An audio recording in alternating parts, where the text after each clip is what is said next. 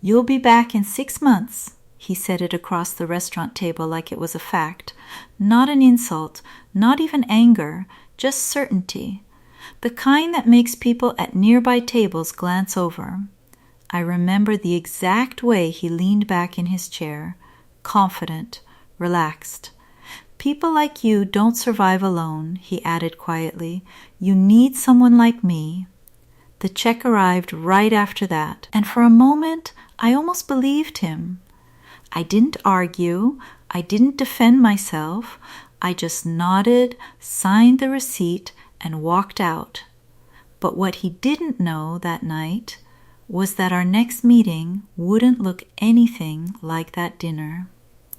And if you've ever had someone confidently predict your failure, you'll understand why this story still stays with me. If stories about quiet resilience speak to you, you might want to stick around here. A lot of people listening have lived something similar. Because the first few months after that breakup were exactly what he predicted: messy. I had left both the relationship and the job we shared at his startup. Technically it was his company, but I had helped build half the systems behind the scenes. Operations, vendors, client coordination, invisible work, the kind that only becomes noticeable when it disappears. Still, when I left, the narrative was simple. He was the visionary founder. I was the supportive girlfriend who handled small things. At least that's what everyone believed. For a while, life got very quiet. No shared office, no team Slack messages, no late-night strategy calls, just a small apartment and a laptop on my kitchen table, and the uncomfortable question he had planted in my head: what if he was right? But I didn't rush into proving anything. I started freelancing quietly. Operations consulting, process organization, vendor management, the exact things I had been doing before, just without his name attached. At first the projects were small, a local marketing agency, then a logistics company struggling with internal chaos. I fixed systems, cleaned up workflows, made things run smoother, no announcements, no dramatic comeback story, just steady work. And that's when the first strange thing happened. About a year later, one of my old coworkers messaged me. "Hey, random question," she wrote. "Did you ever finish that supplier automation system?" I told her yes. There was a pause. Then she replied with something that stuck with me. That explains a lot. Apparently, after I left, several of those systems started falling apart. Vendor delays, client complaints, nothing catastrophic, but enough friction to slow things down. I didn't celebrate hearing that. I just noticed it, because that wasn't even the surprising part.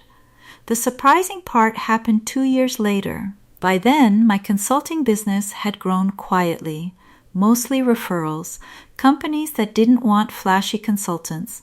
They wanted someone who could walk into a messy operation and make it work again. One afternoon, I received an email from a new client inquiry. The company name looked familiar, but I couldn't place it immediately until I opened the message and saw his name at the bottom. Not written by him, written by someone on his team. For a moment I just stared at the screen.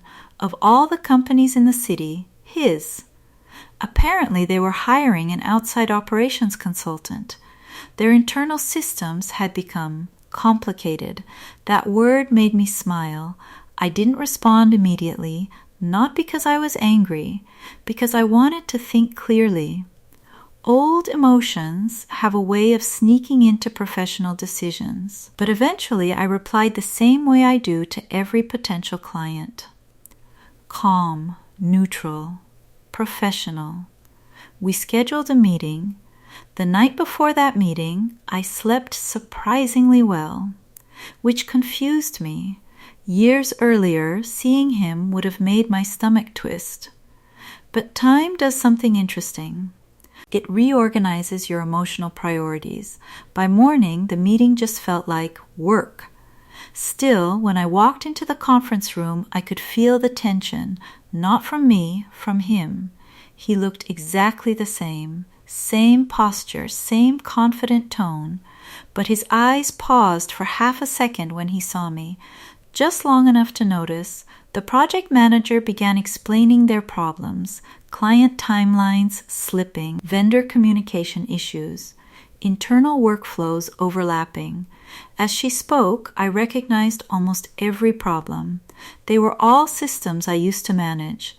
He stayed mostly quiet until the project manager asked one question. So, do you think this is fixable? I looked at the documents they had sent earlier. Then I answered honestly, yes, and the room relaxed a little. But that wasn't the moment that changed everything. About halfway through the meeting, someone pulled up an old workflow diagram on the screen, a system map. I recognized it instantly. I had built that years ago, but my name wasn't on it anymore. Someone had replaced it with a generic label, Operations Framework, Internal.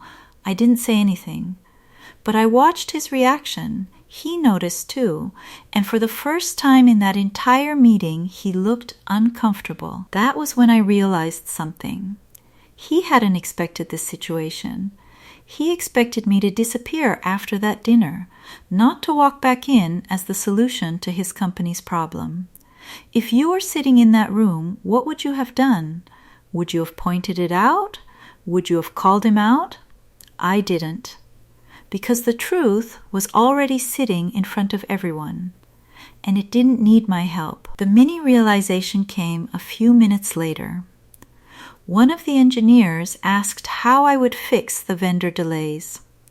I explained the process, step by step, a system I had originally created, but now it sounded new to them. The room grew quiet as they took notes. Except for him, he didn't write anything. He just watched, like someone realizing a story he had told about the past might not have been completely accurate. But the real moment came near the end of the meeting. The project manager asked one final question. So if we move forward, you'd basically be rebuilding our operations system? I nodded. Yes. Then she said something that shifted the entire room. Great. Because honestly, we've been trying to recreate the system you designed years ago, and we never fully figured it out. She didn't realize what she had just said. But he did.